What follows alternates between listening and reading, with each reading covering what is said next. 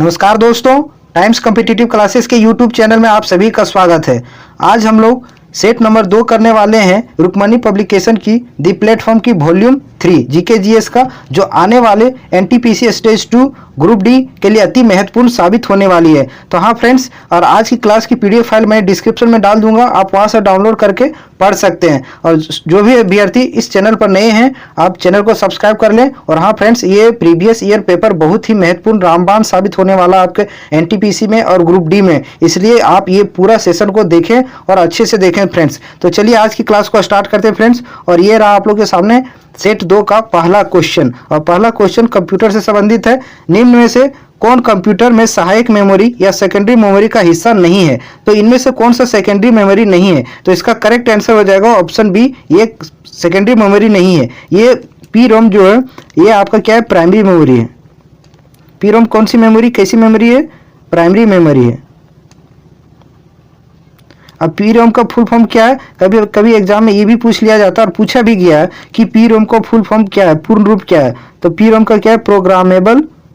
Programmable read only memory, read only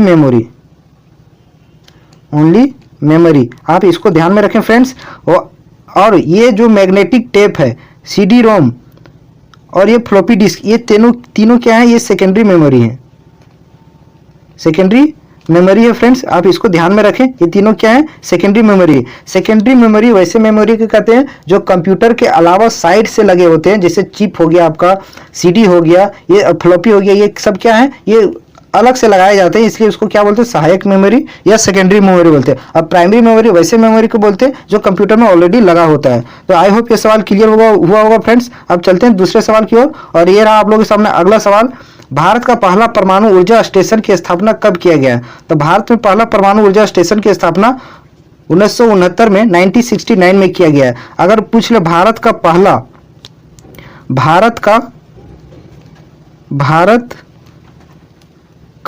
परमाणु reactor अगर पूछ ले तो कौन सा है? तो भारत का पहला परमाणु रिएक्टर अप्सरा है फ्रेंड्स, अप्सरा। आप इसको ध्यान में रखें। और अप्सरा कहाँ है? महाराष्ट्र में ट्रोम्बे में है, और इसकी स्थापना 1956 में हुई, 1956 में हुई है। आप इस पॉइंट को भी ध्यान में रखें। तो आई होप ये भी सवाल क्लियर हुआ होगा कि अगर पूछ ले भारत का पहला परमाणु ऊर्जा स्टेशन की स्थापना कब हुई, तो 1969 में। और भारत का पहला परमाणु रिएक्टर कौन सा है? तो अप्सरा है, जिसकी स्थापना 1956 में हुई, और ये कहाँ है? महाराष्ट्र में है। चलिए नेक्स्ट सवाल की ओर चलते हैं। ये रहा आप लोग के सामने तीसरा सवाल। सवाल क्या है? निम्न में से कौन अदिश राशि है? तो आप पहले समझ लीजिए कि अदिश राशि किसको बोलते हैं। अदिश राशि किसको बोलते हैं फ्रेंड्स? अदिश राशि वैसी राशि जिसमें केवल परिमाण हो, उसको क्या बोलते हैं? अदिश राशि बोलते हैं। और सदिश राशि किसको बोलते हैं?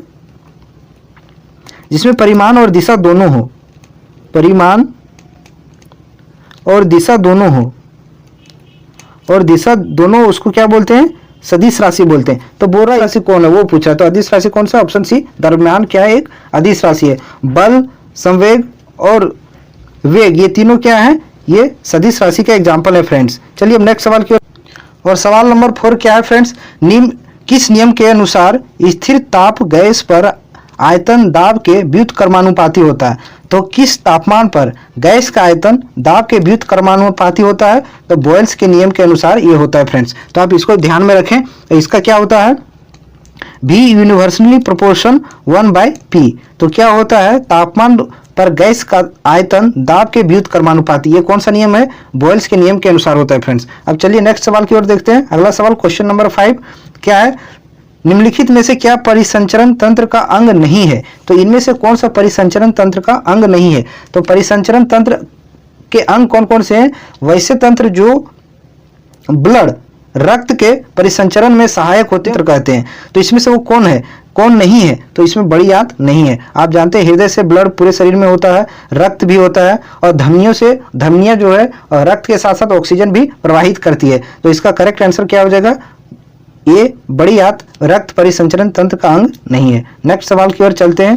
क्वेश्चन नंबर 6 क्या है? कंप्यूटर की भौतिक स्मृति से संग्रहित परिणाम निकालने की प्रक्रिया को क्या कहते हैं? जैसे आप देखते होंगे सीडी जो होता है, वो फिजिकल रूप में होता है, उसमें जो डाटा स्टोरेज होता है उससे डाटा को बाहर निकालने की प्रक्रिया को क्या कहते हैं, तो आउटपुट प्रोसेस कहते हैं। आप इसको ध्यान में रखें। नेक्स्ट सवाल की ओर चलते हैं। क्वेश्चन नंबर 7 क्या है फ्रेंड्स, बहुत ही बढ़िया क्वेश्चन नंबर 7। टैक्सोनॉमी का जनक किसे कहते हैं? फादर ऑफ टैक्सोनॉमी मीन्स वर्गीकरण के पिता। टैक्सोनॉमी को क्या कहते हैं हिंदी में? वर्गीकरण कहते हैं। तो वर्गीकरण के पिता किसे कहा जाता है? तो कार्ल लिनियस जो है वर्गीकरण के पिता है। आपको पता होना चाहिए कि कार्ल लिनियस क्या है, वर्गीकरण के पिता के रूप में जाने जाते हैं। तो चलिए फ्रेंड्स अब चलते हैं नेक्स्ट सवाल की ओर। ये रहा क्वेश्चन नंबर 8। सापेक्षता का सिद्धांत किससे संबंधित है? सापेक्षता का सिद्धांत किससे संबंधित है? तो इसका करेक्ट आंसर हो जाएगा अल्बर्ट आइंस्टीन। ये सापेक्षता के सिद्धांत अल्बर्ट आइंस्टीन के से संबंधित है। आपको ये पॉइंट को आपको ध्यान में रखना है। आपको पता होगा कि न्यूटन की बात करें तो न्यूटन गुरुत्वाकर्षण का नियम दिया है। गुरुत्वाकर्षण का नियम किसने दिया है? न्यूटन ने दिया। आपको ये पता होना चाहिए। और सापेक्षता का सिद्धांत किसने दिया? अल्बर्ट आइंस्टीन ने। अगर W.C. रोटजन की बात करें तो एक्स किरण की खोज की है।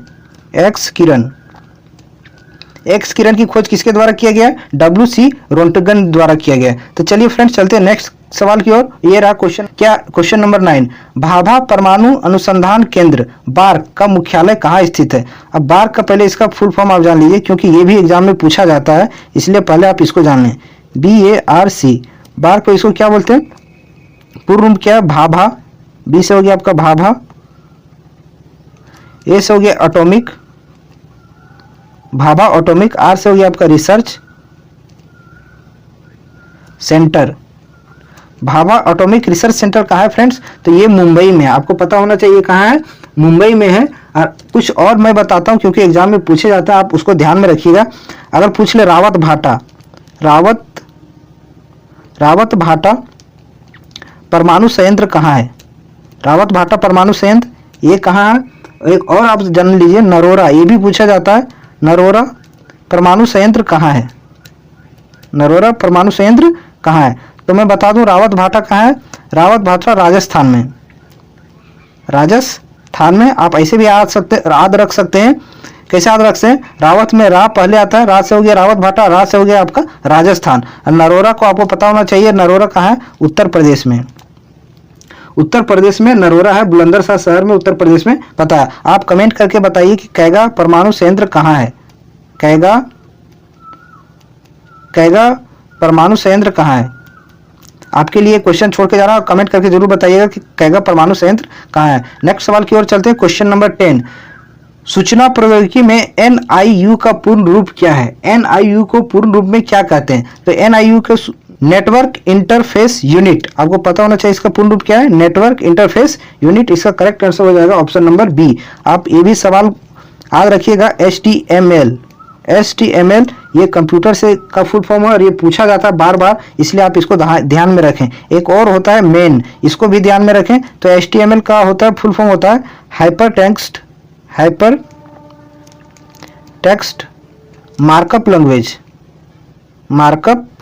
लैंग्वेज होता है। आप इसको ध्यान में रखें। और मेन का होता है मेट्रोपॉलिटन एरिया नेटवर्क, जो बड़े बड़े शहरों में लगा होता है, जैसे चेन्नई हो गया, मुंबई हो गया, दिल्ली, उसको बोलते हैं मेट्रोपॉलिटन। तो मेट्रोपॉलिटन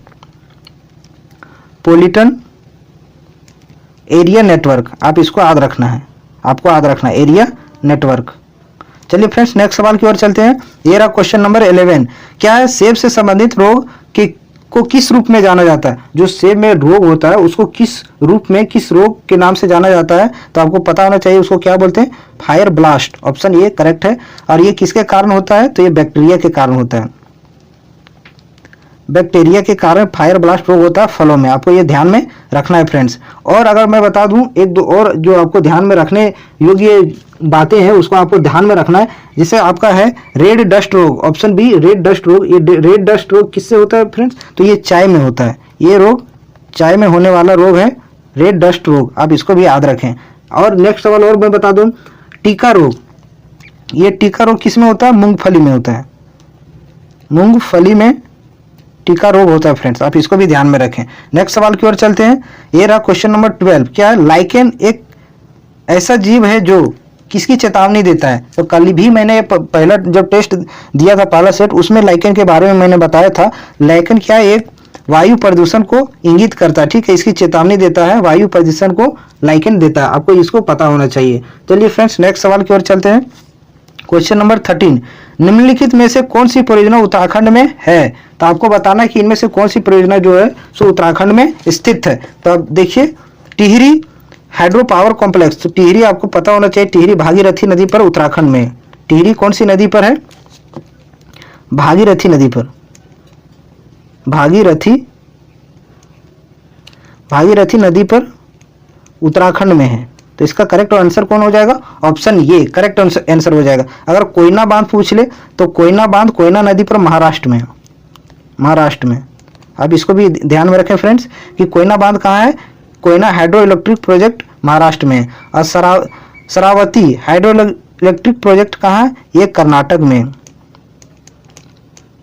कर्नाटक में। और किस नदी पर है? शरावती नदी पर ही, शरावती नदी पर ही स्थित है। आपको ये पता होना चाहिए फ्रेंड्स, इसलिए मैंने बता दिया डिटेल में, और कि कोई भी क्वेश्चन छूट ना पाए। यहाँ डायरेक्ट क्वेश्चन यहाँ से नहीं तो क्वेश्चन यहाँ से भी बन सकते हैं, तो क्वेश्चन यहाँ से भी आएंगे, इसलिए आपको घबराना नहीं और सारा क्वेश्चन को आपको सही से करके जाना है फ्रेंड्स। आप कमेंट करके बता दीजिए कि हीराकुंड बांध किस नदी पर है? हीराकुंड बांध किस नदी पर है और किस राज्य में है? आपका ये कमेंट करके आपको बताना है फ्रेंड्स।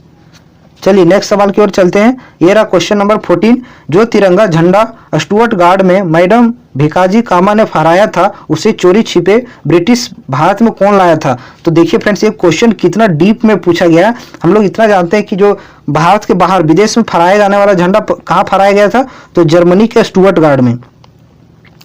जर्मनी में ही है क्या? स्टुअर्ट गार्ड है, स्टुअर्ट गार्ड कहाँ है? जर्मनी में है। और यही है भारत के बाहर पहली बार झंडा फहराया गया था। और कब फहराया गया था? 1907 में फहराया गया था। आपको ये पॉइंट को याद रखना, क्योंकि कभी कभी ये भी सवाल पूछ लिया जाता है। ऑप्शन में आपको स्टुअर्ट गार्ड नहीं देके जर्मनी दे दिया जाएगा, तो आपको ध्यान में रखना है कि पहली बार भारत के बाहर विदेश में झंडा कहाँ फहराया गया था?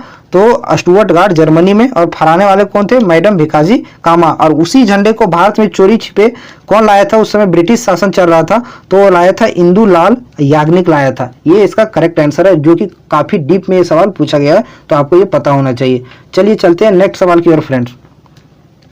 ये रहा क्वेश्चन नंबर 14। क्वेश्चन नंबर 14 क्या है? भारत के संविधान में निम्नलिखित में से संविधान संशोधन में नागरिकों को मौलिक कर्तव्यों में शामिल किया गया है। कौन सा संविधान संशोधन के तहत भारत में नागरिकों के लिए मौलिक कर्तव्य शामिल किया गया है? तो वो 42वां संविधान संशोधन के तहत मौलिक कर्तव्यों को शामिल किया गया संविधान में। और ये कब 42वां संविधान संशोधन हुआ था?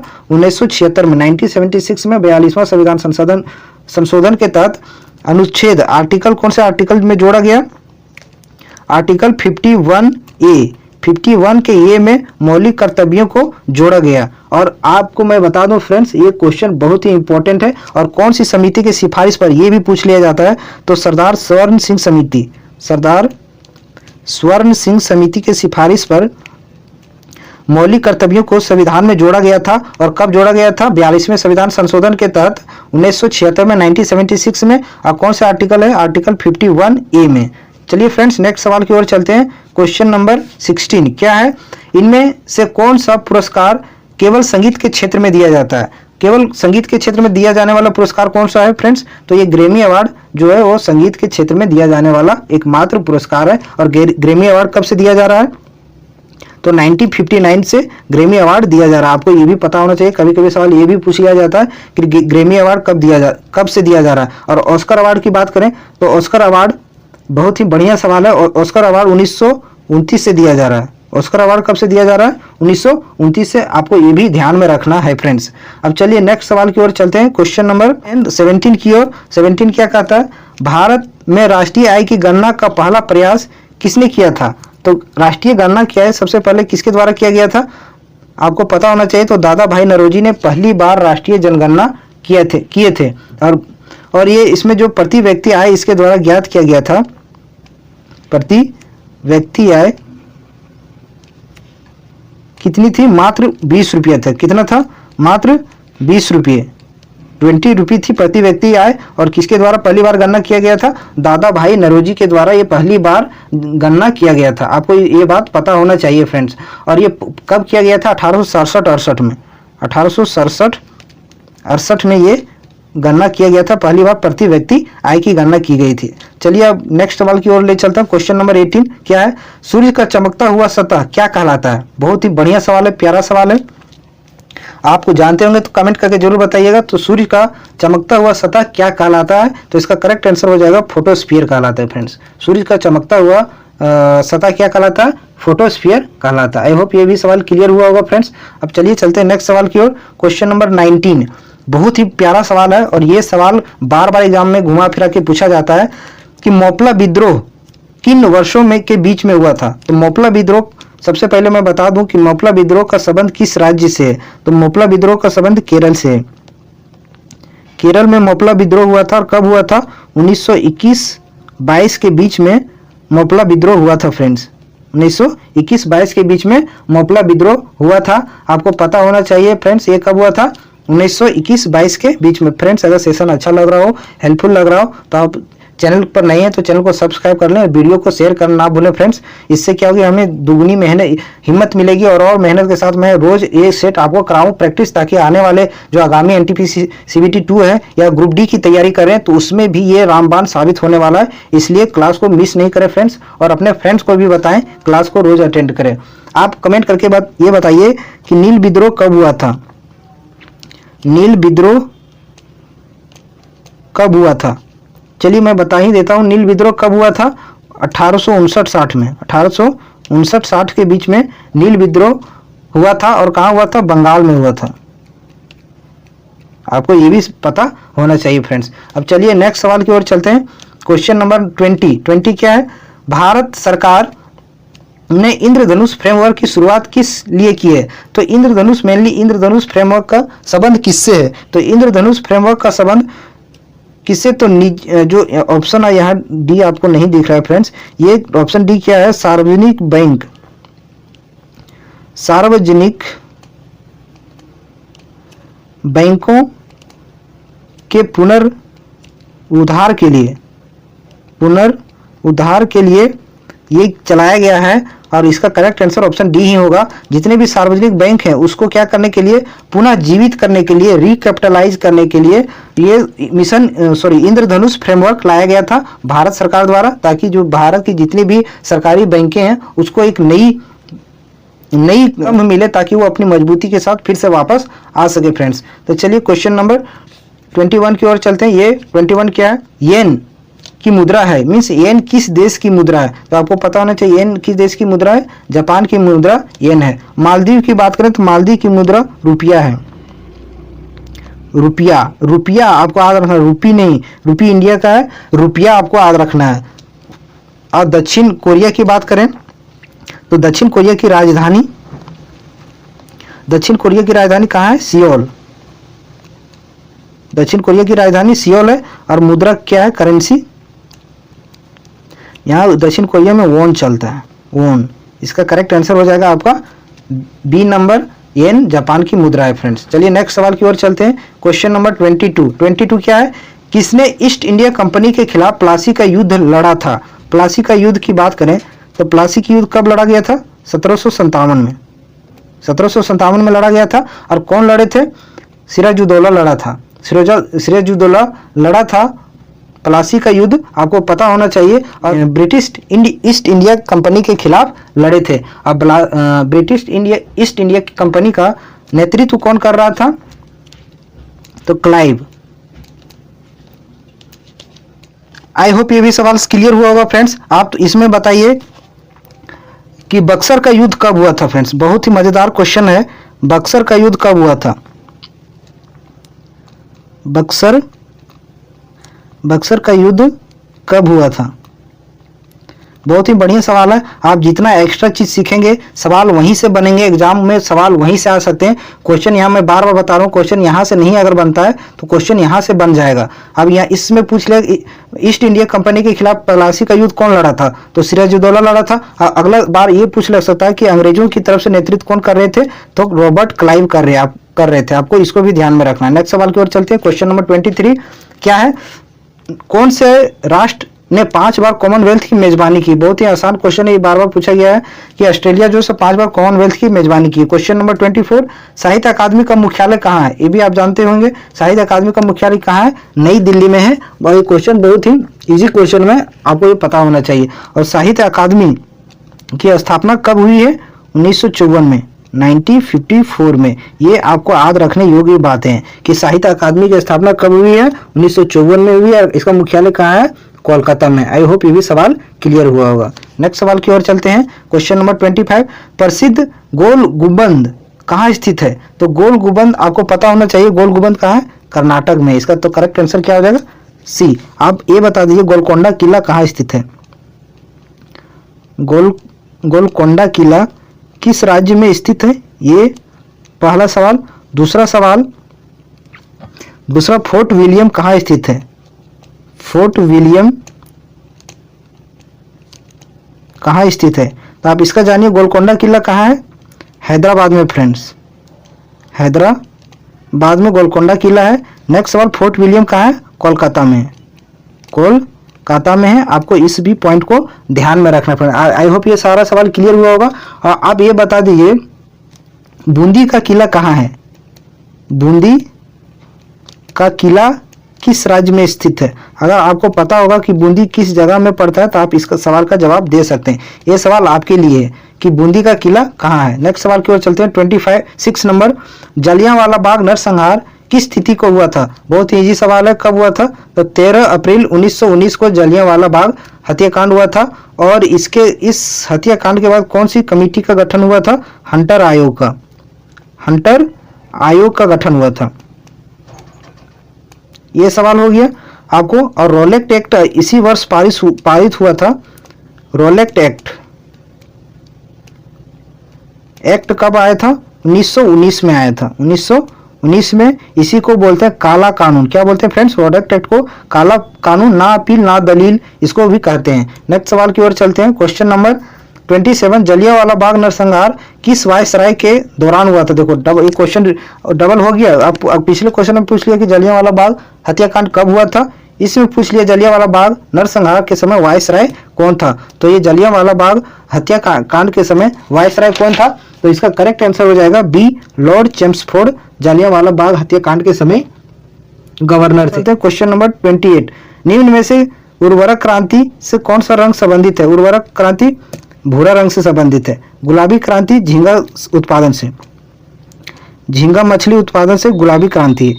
ठीक है, आपको पता होना चाहिए। सुनहरी क्रांति का संबंध किससे है? आप कमेंट करके बताइएगा सुनहरी क्रांति का संबंध किससे है। बहुत ही बढ़िया सवाल है, आप इसको जरूर कमेंट करके बताइएगा। एक और आप बता दीजिएगा रजत क्रांति का संबंध किससे है? रजत क्रांति का संबंध किससे है? आपको ये बताना कमेंट करके। नेक्स्ट सवाल की ओर चलते हैं। 29 पृथ्वी ग्रह कवा क्षेत्र जहाँ जीवन मौजूद है उसको क्या कहते हैं? जैव मंडल कहते हैं। 30 क्वेश्चन नंबर 30 क्या है? निम्नलिखित में से कौन से राज्य में विधान परिषद है? तो कौन सा राज्य में विधान परिषद है? तो आपको पता होना चाहिए Assam, Andhra Pradesh, sorry option number D, यहाँ विधान परिषद है। विधान परिषद कौन कौन से राज्य में मैं बता दूं। आप आंध्र प्रदेश एक हो गया, इसके साथ सटा हुआ एक और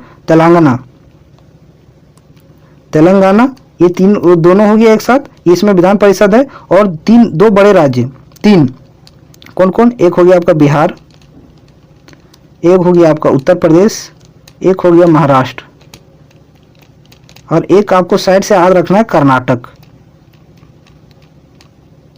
ये वो 5 राज्य हैं जहां विधान परिषद है। आई होप ये सारा वीडियो आपको अच्छा लगा होगा फ्रेंड्स। और अगर चैनल पर नए हैं फ्रेंड्स तो प्लीज़ चैनल को सब्सक्राइब कर लीजिएगा। मैं अगली वीडियो जल्द ही सेट नंबर 3 अपलोड करूंगा। और क्लास कैसा लगा आप कमेंट करके जरूर बताइएगा फ्रेंड्स। तो चलिए आज की क्लास को समाप्त करते हैं, फिर मिलते हैं नेक्स्ट सेट के साथ। तब तक के लिए धन्यवाद, थैंक यू।